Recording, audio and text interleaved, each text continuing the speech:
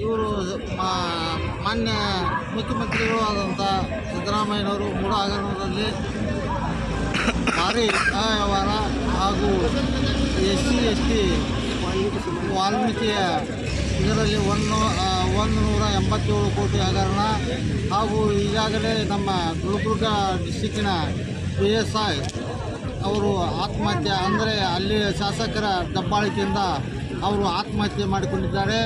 ಅದಕ್ಕಾಗಿ ನಾವು ಖಂಡಿಸಿ ಈ ಪ್ರತಿಭಟನೆಯನ್ನು ನಮ್ಮ ರಾಜ್ಯಾಧ್ಯಕ್ಷರಾದ ವಿಜೇಂದ್ರ ಅವರು ಹಾಗೂ ನಮ್ಮ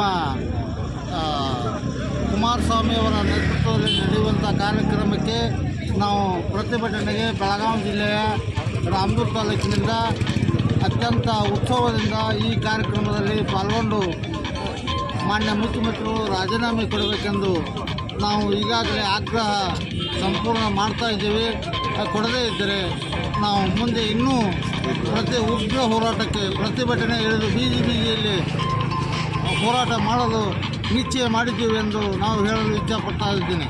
ಯಶಸ್ಸು ಸಿಗುತ್ತಾ ಅಂತ ಭರವಸೆ ಇದೆಯಾ? 100ಕ್ಕೆ 101ರಷ್ಟು ಯಶಸ್ವಿ ಸಿಗ್ತದೆ.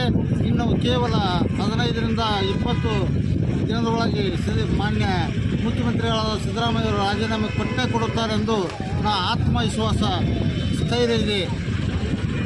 ತಮ್ಮ ಹೆಸರು ಸರ್? ನಮ್ಮ ಹೆಸರು MR ಪಾಟೀಲ್ ಬೋಚುವ.